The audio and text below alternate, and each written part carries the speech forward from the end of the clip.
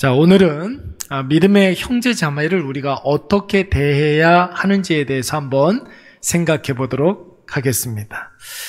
어떤 성도가 저에게 이런 질문을 했습니다. 목사님, 천주교는 로마 카톨릭 하나밖에 없는데 왜 개신교는 여러 종파로 여러 교단으로 나누어졌습니까? 이런 질문을 했습니다. 여러분, 이거에 대해서 여러분들도 좀 궁금하지 않습니까? 그렇죠? 천주교는 로마 카톨릭 하나로 이렇게 되어 있어서 굉장히 통일성도 있고 일관성도 있고 그러는 것 같은데 왜 개신교는 여러 교단으로 이렇게 분열되었습니까? 이렇게 우리가 그런 질문을 할 수가 있습니다. 우리가 흔히 이렇게 생각할 때 어떤 교단이 있습니까? 우리가 속해 있는 장로교가 있고 또 뭐가 있습니까? 감리교도 있고 성결교도 있고 침례교도 있고 순복음도 있고 그렇게 있죠. 이런 어떤 주요 교단들이 이렇게 있습니다. 장로교에도 합동측이 있고 통합측이 있고 백석측이 있고 합신측이 있고 이렇게 또 나눠지기도 하는데 아무튼 그렇습니다. 제가 어떻게 대답을 했을 것 같습니까?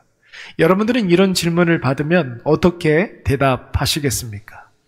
제가 지금부터 이야기하는 것을 잘 들었다가 써먹으시기 바랍니다. 여러분들에게 이런 질문을 하는 사람들이 많이 있을 거 아니에요. 목사님한테 들은 이야기는 좀 써먹으세요. 그렇죠? 써먹으면 여러분 내가 그렇게 설명을 하면서 거기에 대한 답을 우리가 얻는 거예요. 여러분, 우리 장집사님에게는 형제가 둘이 더 있습니다. 장집사님의 아버지에게는 아들이 셋이 있는 거예요. 그렇죠? 근데 우리 장집사님, 마지가 생각하는 아빠에 대한 이미지가 있고 둘째가 아빠를 생각하는 그런 어떤 이미지가 있습니다. 둘이서 첫째부터 셋째까지 다 같이 모여가지고 아버지에 대해서 이야기를 하라고 그러면 같은 아버지 밑에 자란 세 아들인데도 불구하고 각자 이야기하는 게 다 달라요. 그렇지 않습니까? 자녀가 많으면 많을수록 더 다를 수가 있습니다. 우리 아버지는 참 사랑이 많으신 분이야. 근데 마지가 가만히 이렇게 생각을 해보면 난 아빠한테 맞은 것밖에 생각이 안 나는데 막내는 사랑이 많으신 분이라고 이야기를 해요. 여러분, 맞는 이야기입니까? 틀린 이야기입니까? 맞는 이야기예요. 맞는 이야기인데 셋째한테는 그런 아버지의 이미지가 있는 것이고 첫째에게는 첫째에게 있는 그런 이미지가 있는 것이죠. 마찬가지예요, 여러분. 아버지를 보는 관점에 따라서 아들들의 관점이 다 다른 것처럼 하나님을 믿되 인간의 관점이 다르기 때문에 여러분 교단이 다를 수밖에 없는 것입니다. 물론 여러분 완전히 다르면 안 되기 때문에 성경 안에 그 틀 안에 있어야 되겠죠. 성경을 벗어나면 여러분 그것은 관점이 다른 것이 아니라 뭐라고 이야기합니까? 이단이라고 이야기를 하는 거예요. 성경에서 벗어나면 안 되는 거예요. 그래서 장로교가 감리교를 이단이라고 이야기하지 않습니다. 왜요? 왜 그렇습니까? 성경 안에 있기 때문에 그래요. 감리교가 성결교를 보고 이단이라고 이야기하지 않아요. 왜 그렇습니까? 성경 안에서 관점이 다르다는 것을 우리가 서로 인정하고 있기 때문에 그런 것입니다. 그런데 여러분 그렇게 대답을 하고 난 이후에 제가 제 스스로 한번 좀 생각을 해봤어요. 이런 어떤 긍정적인 요소가 있다 할지라도 그래도 기독교는 너무 교단이 너무 많이 난립되어 있다 이런 생각을 지울 수가 없었습니다. 여러분 교단이 나누는 현상을 이렇게 관점이 다르기 때문에 교단이 나누는 것이다 이렇게 우리가 긍정적으로 볼 수도 있겠지만 여러분 부정적으로 우리가 생각하면 사람 자체가 미성숙하기 때문에 그런 것입니다. 서로 뜻이 맞지 않아서 헤어진 거예요. 엄밀히 말하면 여러분 서로 의견이 맞지 않아서 여러분 나누게 된 것입니다. 그게 현실적인 것이죠. 이 헤어짐의 과정을 통해서 사람들이 서로가 서로를 비판할 수가 있지 않습니까? 여러분 비판한다는 게 뭐예요? 여러분 긍정적으로 서로 비판한다는 것은 서로를 위해서 여러분 개선해야 될 부분들이 있다라는 그런 측면에서 봤을 때 건강한 비판이 있을 수는 있겠지만 여러분 사실 비판을 한다라는 것은 그 기준이 철저히 나 자신이 될 수밖에 없습니다. 나를 기준으로 해가지고 나와 생각이 다른 사람, 우리는 그 사람들을 비판하죠. 내 생각보다 상대방의 생각이 못하다 판단하니까 그 사람을 비판하게 되는 것입니다. 그래서 여러분, 그리스도인들은 언제나 나를 중심으로 해서 인간관계를 이어가면 안 됩니다. 잘 한번 생각을 해보세요. 나를 중심으로 해서 인간관계를 이어가게 되면 어느 순간이 오면 섭섭할 때가 있습니까? 없습니까? 있죠. 서운할 때가 있습니다. 나는 맞고 상대방이 틀리다고 생각하면 그 사람을 비판함과 동시에 헤어지게 되어 있는 거예요. 그래서 그리스도인의 인간관계라는 것은 그 중심이, 그 기준이 내가 되어서는 안 되는 것이고, 먼저 나와 하나님과의 관계가 먼저 중심이 되어야 할 줄로 믿습니다. 그래야 나와 하나님과의 그 관계가 중심이 되어서 우리 이웃들하고 관계를 영위해 가야 여러분 하나님의 관점으로 우리 사랑하는 이웃들을 내가 볼 수가 있는 거예요. 상대방을 나보다 못한 존재, 틀린 존재로 보지 아니하고 하나님께서 저를 사랑하는 존재, 그러니까 나도 하나님을 사랑하는 마음으로 사랑해야 되는 그런 존재로 우리가 인정하고 인식할 수가 있는 것입니다. 여러분, 모든 인간관계를 나 중심으로 시작해서는 안 되는 줄로 믿습니다. 오직 하나님과 나와의 관계를 중심으로 해서 하나님의 시각으로 이웃들을 바라봐야 하는 것이, 이것은 여러분 옆집에 사는 이웃도 마찬가지지만 부부간의 관계에서도 마찬가지고 교회 안에서 우리가 교우관계를 맺고 있는데 여러분 지체들을 대할 때도 이러한 기준이 있어야 한다라는 것이죠. 철저히 나 중심적으로 교회 안에서 인간관계를 맺어가면 반드시 실망할 수밖에 없습니다. 섭섭해질 수밖에 없어요. 여러분, 교회에서 가장 무서운 병이 뭐예요? 섭섭병이라고 그러지 않습니까? 섭섭한 마음이 깃들게 되면 여러분 이 작은 섭섭함이 나중에는 큰 분열로 이어질 수가 있게 되는 것이에요. 오늘 우리가 로마서 14장 말씀을 펴들었는데 여러분 이 말씀은 우리가 믿음이 성숙한 사람과 믿음이 연약한 사람을 어떻게 대해야 하는지에 대해서 나오고 있습니다. 우리 1절 말씀 다 같이 한번 읽어보도록 하겠습니다. 1절 말씀 시작. 믿음이 연약한 자를 너희가 받되, 다시 한번 1절 시작.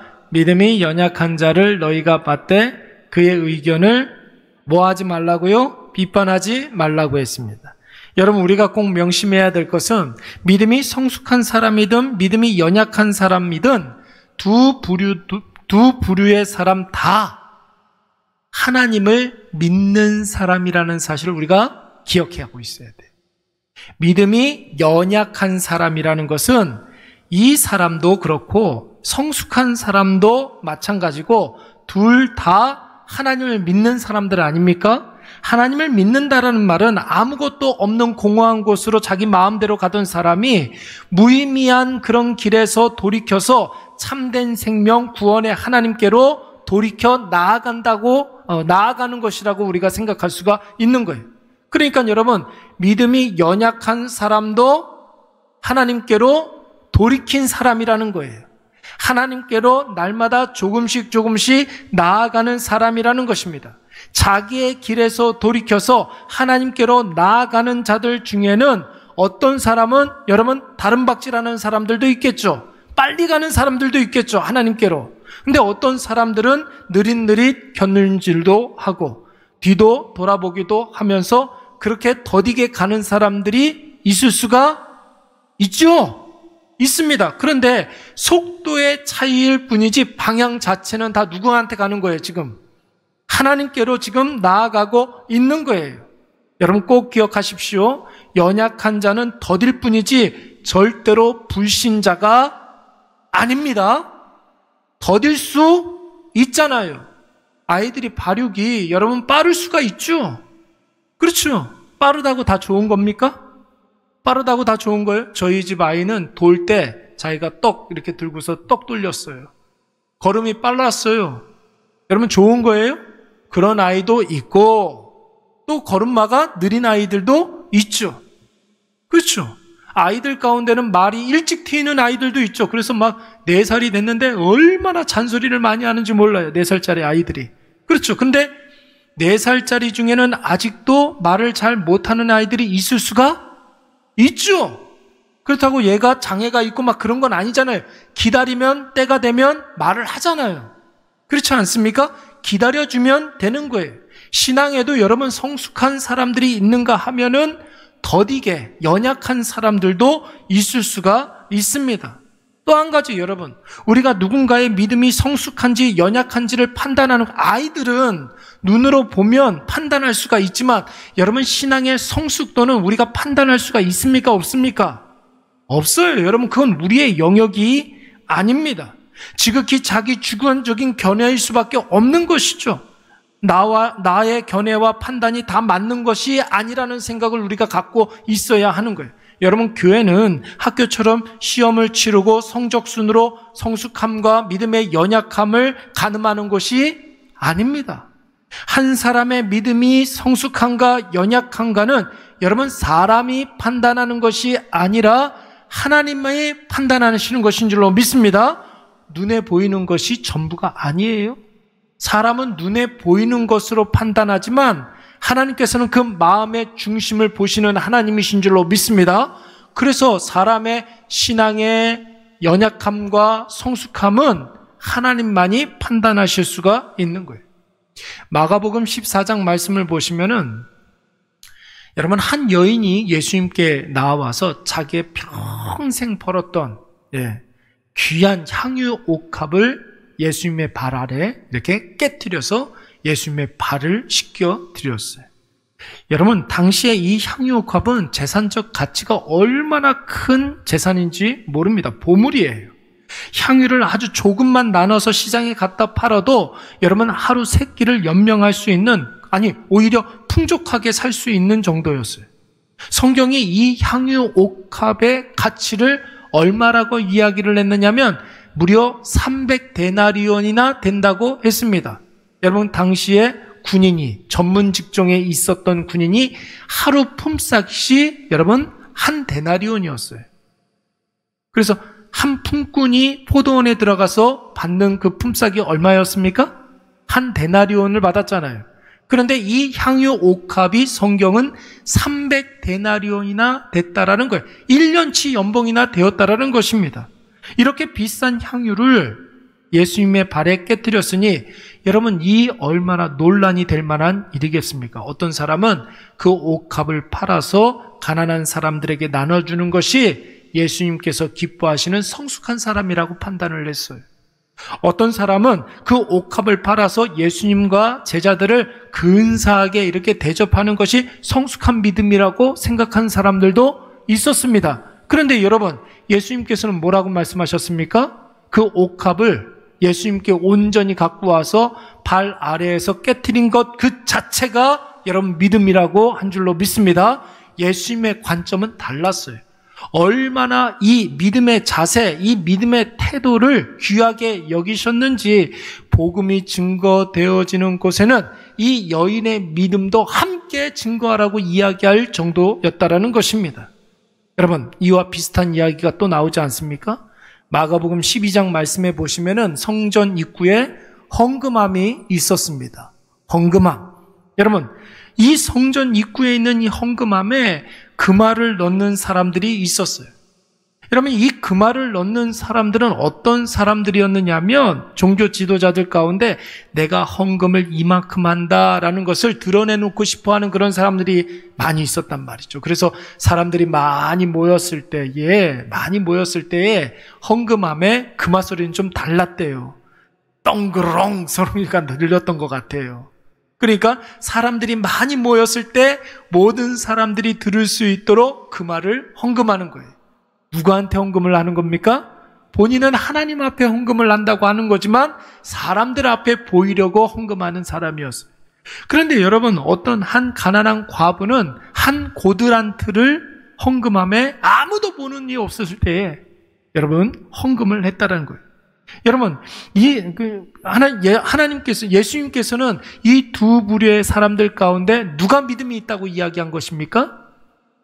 한 고드란트를 헌금한 그 가난한 과부가 훨씬 더 믿음이 많다. 이렇게 말씀하시는 거예요. 여러분 목회자들도 가끔 가다가 착각할 때가 있습니다. 여러분 목회자들의 주 업무가 뭡니까? 성경을 해석하고 설교하는 자들 아닙니까? 그렇죠?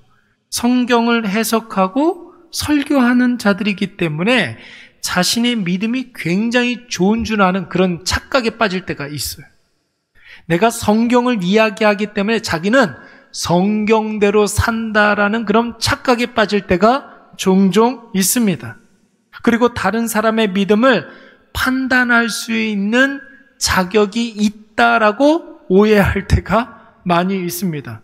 그리고 자기의 그 판단은 무조건 맞다라고 생각하죠. 왜 그렇습니까? 자기는 성경을 해석하고 성경을 설교하는 그런 사람이기 때문에 그 정도는 된다라고 생각을 하는 거예요. 그러나 여러분, 그것은 완벽한 착각이죠. 설교를 아주 잘한다고 해가지고 여러분 그 사람의 믿음이 굉장히 좋다 이렇게 이야기할 수 있는 것이 아니에요. 여러분, 저는 가끔 가다가 불신자와 대화를 나눌 때가 있습니다. 그들 중에는 인격적으로 굉장히 고매하신 그런 분들이 있어요. 하나님에 대해서 잘 모르고 불신자이지만 교회는 나오지는 않지만 그가 생각하는 하나님이 여러분 교회에서 가르쳐주는 그 하나님과 거의 부합하는 그런 경우들이 종종 있다는 거예요. 어쩌면은 교회를 평생을 두고 다니는 사람들보다 훨씬 더 하나님의 뜻이 무엇인가를 깊이 묵상하는 사람들이 있어요. 그런 분들하고 대화를 나누다 보면 저 사람은 나보다 낫다. 삶의 모습만 놓고 보면 목사보다 낫다 싶은 사람들이 여러분 있을 수가 있을까요? 없을까요? 있죠. 그런 분들이 있어요. 인격적으로도 굉장히 고매하고 품격이 있고 그의 모든 행동들을 이렇게 보면은 하나님의 그런 어떤 마음과 거의 부합하는 그런 사람들이 있어요. 그런데 여러분 불신자는 불신자죠. 그렇죠. 근데 그의 삶만 이렇게 놓고 보면은 예수 믿는 사람들보다 훨씬 더 나은 사람들이 있을 수가 있습니다. 어떤 분은 누가 보더라도 새가족이고 누가 보더라도 새신자인데 예수님을 믿는 강도가 굉장히 높으신 분들이 있어요. 이제 내가 교회를 나오고 예수를 믿기 때문에 모든 삶을 하나님 중심으로 살아야 한다는 그런 확신을 가지고 모든 결정과 선택을 믿음으로 감당하는 사람들이 있습니다. 새가족들 중에 이제는 내가 예수를 믿기 시작했으니까 하나님 중심으로 살아야 된다 하고서 자신의 모든 삶을 완전히 바꾸는 그런 사람들이 있습니다. 여러분 교회 나온 지는 얼마 되지 않았지만 목회자들에게는 감동을 주는 사람들이에요. 우리의 평가와 판단은 여러분 지극히 주관적일 수밖에 없지요. 온전할 수가 없습니다. 자신의 주관적인 생각을 고수하고 계속 주장하면 여러분 그것을 우리는 뭐라고 이야기합니까? 독선과 오만이라고 이야기한단 말이에요. 독선에 빠진 믿음은 여러분 믿음이라고 이야기하지 않아요. 그것은 자기 진념일 뿐이죠. 진념. 자기의 신념에 붙잡고 있는 걸 우리는 진념이라고 이야기하지 않습니까? 아무리 신앙생활 오래 했다 할지라도 독선에 빠진 믿음으로 일관한다면 우리의 신앙은 자라지 못하고 계속해서 뒷걸음질 칠 뿐인 것입니다. 그렇다면 여러분 우리가 다른 신앙인들을 어떻게 대해야 되겠습니까? 성숙한 사람인지 연약한 사람인지를 판단하려고 하지 말고 여러분 1절 말씀에 뭐라고 그랬어요? 1절 말씀에 뭐라고 그랬습니까? 너희가 뭐 하라고요? 받되 그랬어요. 받되 수용하라는 거예요. 받아들이라는 것이죠. 우리가 누군가를 받아들이고 수용하기 위해서 한 가지 전제 조건이 있어요. 그게 뭐냐면 내 마음이 먼저 어떻게 되어야 돼요? 어떻게 되어 있어야 돼요? 열려야 되는 거예요. 다른 사람들을 받아들이기 위해서 내 마음의 문이 먼저 열려야 하는 거예요. 우리 교회가 이제 조금만 있으면 5년이 되어지는데 여러분 5년 동안 우리 교회에 거쳐간 사람들이 굉장히 많이 있어요. 신도시에서 교회를 시작하고 난 다음에 뭐 신도시 상가교회 이렇게 오시는 분들이 이렇게 보면은 여러분 지금 가만히 이렇게 생각을 해보니까 제일 큰 문제점이 뭐냐면 마음의 문을 잘 열지를 않아요. 마음의 문을 잘 열지 않아요. 뭐 여러 가지 이유가 있겠죠. 이유가 있겠는데 열심히 노력하고 그 사람한테 관심을 쏟아붓고 그 사람한테 사랑을 쏟아붓고 연락도 해주고 그 사람을 위해서 열심히 기도하는데 쉽사리 그 마음의 문이 잘 열리지 않더라고요. 네. 제가 한 5년 정도 목회를 하다 보니까 신도시 성도들 가운데 이런 어떤 특징들이 있어요. 이게 마음의 문을 조금씩 이렇게 열기 시작하면 그때부터는 막 폭발적으로 헌신도 하고 폭발적으로 기도하고 뭐 그런 일들이 있는데 이 마음의 문이 열리는 게 참 쉽지가 않더라고요. 여러분, 마음의 문이 열려야 여러분 누군가를 수용할 수 있는 줄로 믿습니다. 네, 이게 있어야 돼요. 그렇잖아요. 교회에 이렇게 새 가족이 이렇게 왔다. 그러면 제가 늘 이야기하는 거 있잖아요. 그 사람 옆에 꼭 누군가는 앉아 있어야 된다고. 예. 이 교회 이렇게 딱 처음에 이렇게 오면은 그 사람 옆에 딱 앉아가지고 인사도 하고 교회 안내도 해드리고 같이 예배도 드려드리고 설명도 해드리고 누군가를 소개해드리기도 하고 이렇게 안내하는 VIP 이 영접하는 것처럼 여러분 그런 모습들이 그런 사람들이 있어야 되거든요. 그거 아무나 못하는 거예요.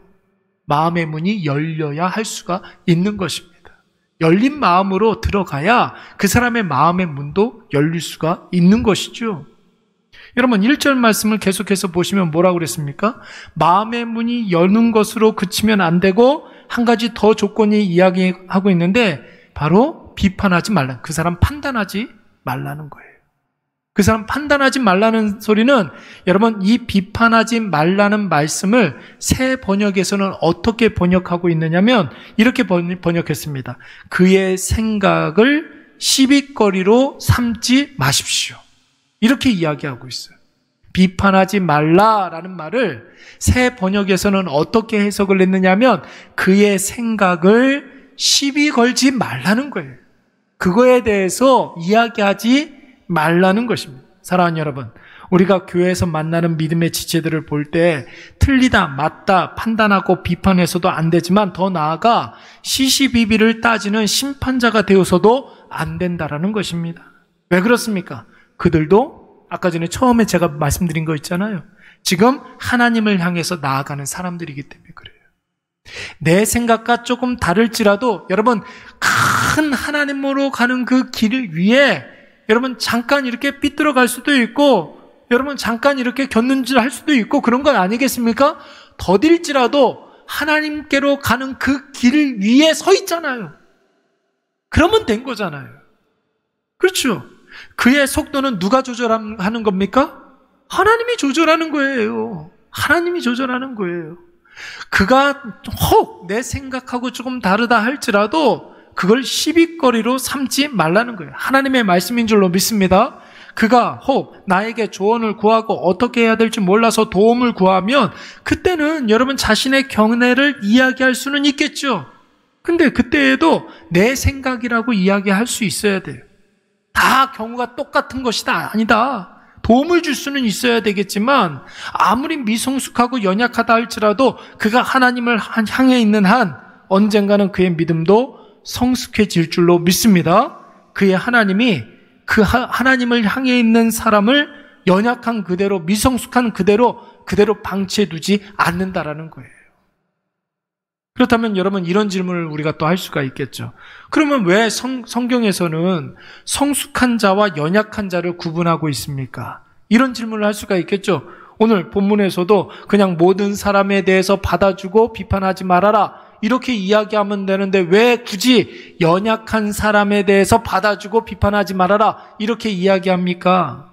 여러분 성경의 관점에서 봤을 땐 하나님의 관점에서 봤을 때는 성숙한 자가 분명히 있고 미성숙한 자가 분명히 있다라는 거예요. 우리는 그것을 판단할 수는 없어도 성경의 관점에서 보면 판단할 수가 있다라는 것이죠. 여러분 그 확실한 기준이 무엇입니까? 성숙한 사람은 잘 한번 생각을 해보세요. 성숙한 사람은 예수 그리스도를 만난 이후에 자신의 삶을 하나님께로 이렇게 딱 결정을 했잖아요. 방향을 설정을 했잖아요. 계속해서 성숙한 사람은 자기 내면을 가꾸어가는 사람이에요. 끊임없이 자기 자신에게 해야 하는 3가지 질문을 해가는 사람이에요. 나는 하나님 앞에 어떤 사람인가, 어떤 존재인가? 하나님은 나에게 어떤 분이신가? 그렇다면 나는 무엇을 해야 되는가? 이 3가지 질문을 하면서 끊임없이 내면을 가꿔가고 그 신앙의 본질을 따라가는 사람이 바로 성숙한 사람입니다. 그런데 여러분, 연약한 사람은 어떤 사람이에요? 예수 믿고 하나님을 향해 가는 삶을 살아도 여전히 사람의 말과 눈에 흔들리는 사람, 끊임없이 눈에 보이는 것에만 집중하고 쫓아가는 사람, 그런 사람들입니다. 우리 1절과 2절 말씀, 여러분 성경에 있는 말씀 한번 읽어보도록 하겠습니다. 1절, 2절 시작.